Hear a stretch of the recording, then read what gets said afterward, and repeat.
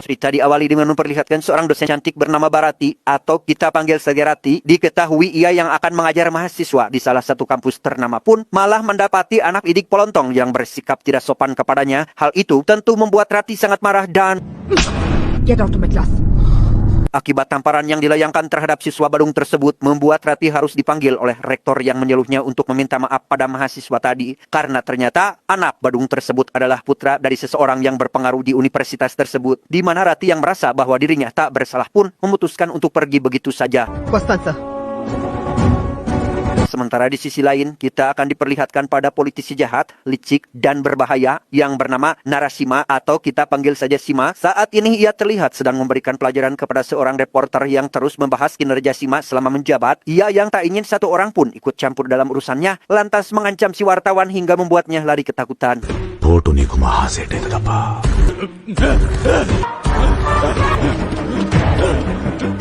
Dan kisah akan berfokus kepada seorang mayor bernama Ajay. Ia bersama pasukannya sedang melakukan operasi militer di wilayah Kashmir. Namun di tengah proses operasi tersebut, sekelompok militan tiba-tiba menyerang mereka.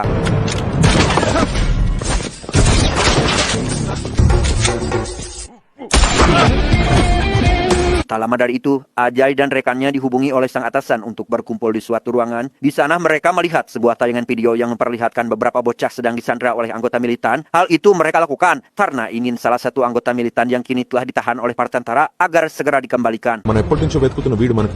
Setelah melihat hal itu, Ajay tentu saja sangat kesal sehingga ia mengajak rekannya untuk langsung melakukan operasi penyelamatan pada beberapa bocah yang saat ini sedang ditahan oleh anggota militan sehingga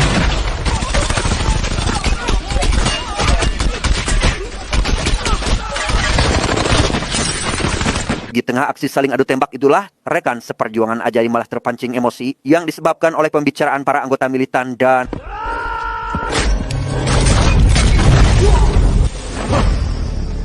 ya, terjadilah sebuah ledakan yang mengakibatkan si rekan terluka parah, di mana Ajay yang tentunya sangat kesal pun langsung menjalankan operasi penyelamatan seorang diri, sehingga inilah yang terjadi.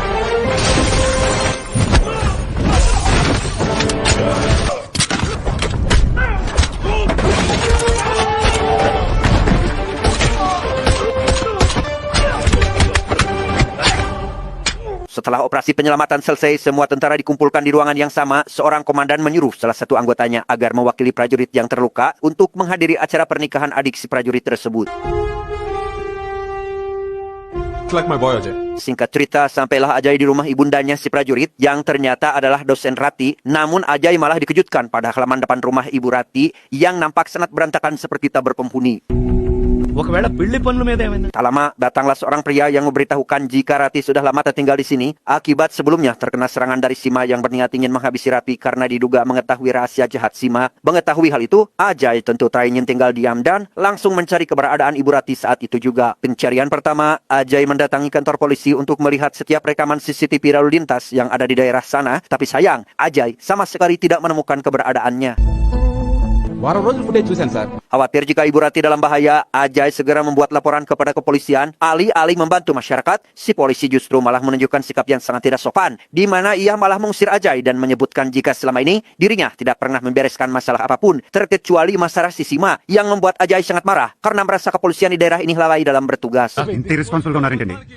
Di sisi lain, ibu Rati yang kini bersama dengan ketiga anak angkatnya berusaha bersembunyi dari anak buah Sima yang terus-menerus mengejarnya tanpa henti. Ia yang tak mempunyai pilihan lain pun terpaksa masuk ke dalam gudang dan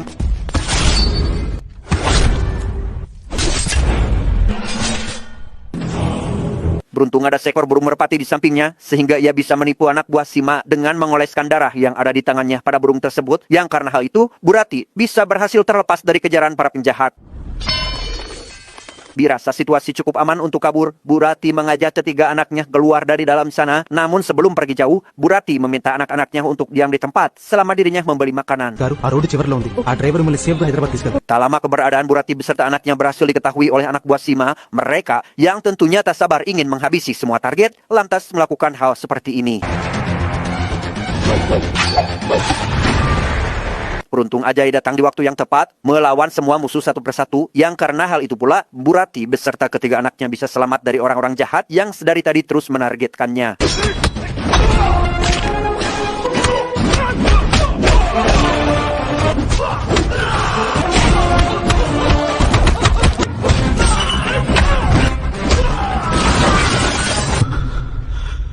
Setelah perkelahian selesai, Ibu Rati diantar pulang oleh Ajai ke rumahnya, di mana beliau yang tentunya sangat tersentuh atas pertolongan yang Ajai berikan pun tak henti-hentinya mengucapkan beribu-ribu rasa terima kasih. Ajai yang tentunya penasaran terkait masalah awal yang menimpa Bu Rati hingga menjadi buronan seperti ini, lantas menanyakannya. Di sana Bu Rati bercerita jika beberapa hari yang lalu pada saat dirinya masih menjadi dosen, dia tiba-tiba mendapat kabar terkait salah satu anak didiknya yang dinyatakan meninggal akibat bundir. Mendengar kabar tersebut tentu membuat Bu Rati panik sehingga ia segera melihat jasad anak didiknya dan mendapati sebuah sayatan tepat di tangan kirinya, di mana bukti itu malah membuat Bu Rati curiga jika mahasiswa tidak melakukan bundir, melainkan diduga telah dihabisi oleh seseorang. వెనక్కి ఎవరున్నారు? ఆ విషయం నన్ను అడుగుతారంటే వెళ్ళి పోలీస్ స్టేషన్లో కంప్లైంట్ ఇచ్చుకోండి. Tak terima akan hal itu, Bu Rati langsung membuat laporan kepada kepolisian, namun bukannya memberikan respon yang baik, salah satu polisi malah marah-marah sambil mengatakan jika kematian mahasiswa tadi adalah ulah Sima. Mendengar hal itu, sontak Bu Rati yang memang tidak kenal takut pun lantas menghampiri Sima dalam kondisi marah dan meminta keadilan atas insiden yang terjadi pada mahasiswanya. తప్పుని తప్పని చెప్తాను,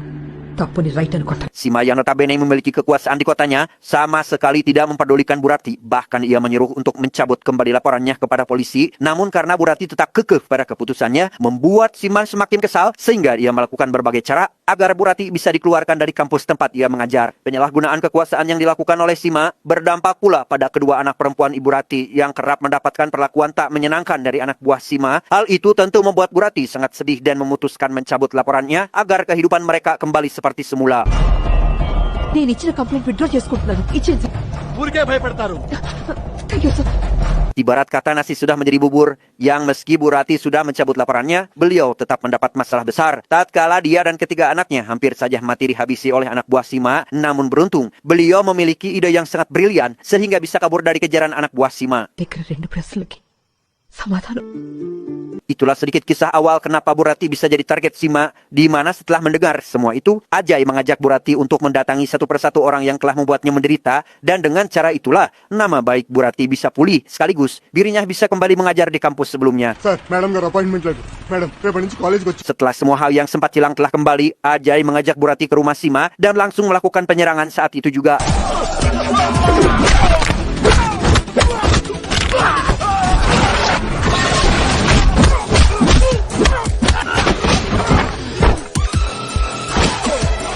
Ajai yang ingin semua masalah selesai hingga membuat Bu Rati kembali hidup tentram, lantas meminta kepada rekannya sendiri yang bernama Samsul untuk memanggil penyidik ternama ke daerahnya demi menyelidiki semua kejahatan yang telah Sima perbuat selama ini. ఎందుకు సార్ ఒక గంట మనమే కూర్చుంటే మొత్తం లాగే Mendapat permintaan itu, Samsul yang sebelumnya sudah mengatur semua hal, langsung melakukan pertemuan dengan para penyidik yang akan kita panggil saja Prabas di suatu tempat yang ada di daerah tersebut. Designated board ఉంది left side bank employee colleagues ఎలా అవుతారు Di hari yang sama, Ajai bersama semua rekan barunya melakukan penyelidikan dengan mengunjungi beberapa rumah wartawan yang sempat mengusut kasus kejahatan Sima. Namun selama proses penyelidikan tersebut, Ajai malah dibuat kesal pada kinerja Prabas yang tak becus dalam bekerja. నేను బయటికి పంపిస్తే కానీ కేసులో ముందుకెళ్ళాం ప్రసాద్ గారు అరే నువ్వేదో ఇన్వెస్టిగేషన్ చేసావు Meski begitu, Ajai tetap melakukan penyelidikan dengan sangat teliti, termasuk menyelidiki petugas pengembangan yang dinyatakan telah meninggal dunia. Tapi setelah dilakukan penyelidikan lebih lanjut, dia menemukan sebuah fakta mengejutkan tatkala petugas pengembangan telah memalsukan kematiannya. అతన్ని చంపకుండా వేరే డెడ్ బాడీని క్రియేట్ చేసి Ajai yang tahu jika semua ini hanya akal-akalan Sima pun langsung menghubunginya dan menanyakan terkait di mana keberadaan si petugas pengembangan sekarang. Mendengar hal tersebut, Sima langsung memberitahunya saat itu juga. Tiba di lokasi yang dimaksud, Ajai langsung disuguhkan dengan beberapa orang yang langsung melakukan penyerangan. Sempat kalah dalam bertarung, namun setelah kekuatan super yang dimiliki Ajai terkumpul kembali, ia pun bisa melakukan penyerangan balik sehingga...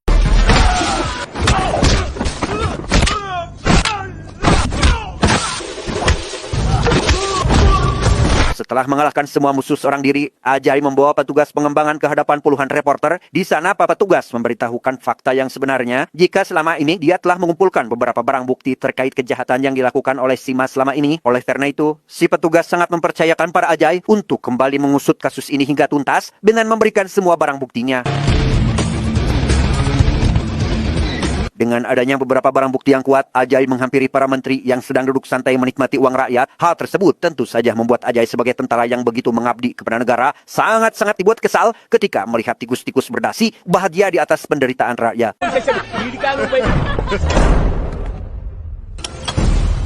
Kesal akan hal itu, Ajay mencoba untuk menakut-nakuti para menteri dengan cara merakit sebuah bom tepat disaksikan langsung di hadapan mereka, di mana setelah bom tersebut selesai dibuat, dia memberikan sedikit nasihat kepada para menteri agar bekerja dengan jujur, jangan selalu menikmati kekayaan hasil upeti dari rakyat miskin, tapi karena para menteri yang duduk di sana bukanlah manusia, mereka malah tidak menghiraukannya sama sekali.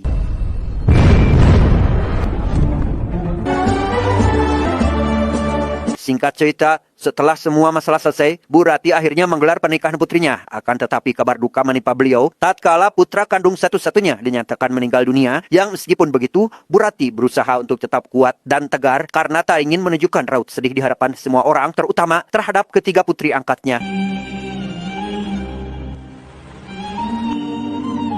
Di sisi lain, Sima yang saat ini sudah sangat takut akan ancaman yang diberikan oleh Ajay, ia berniat meminta maaf dan menyerahkan diri. Hal itu ia lakukan karena ingin hidup lebih lama, tanpa ada satu orang pun musuh yang terus mengganggunya. Tak lama, Sima mendengar kabar jika Ajay akan pergi ke Kashmir untuk menjalankan tugas negara, sehingga Sima pun langsung berangkat ke stasiun, berniat ingin bertemu dan meminta maaf kepada Ajay.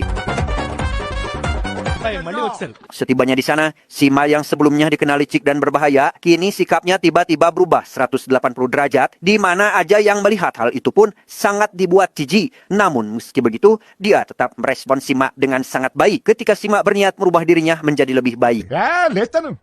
లేవకపోతే పనిష్మెంట్ కింద ఇంకో 100 రౌండ్లు కొట్ట Setelah saling memaafkan satu sama lain, Ajay langsung berangkat ke Kashmir untuk menjalankan kembali tugas negaranya, tepat setelah membereskan beberapa hal yang sebelumnya sempat rusak akibat kerakusan para elit politik dan para pejabat yang tidak bertanggung jawab.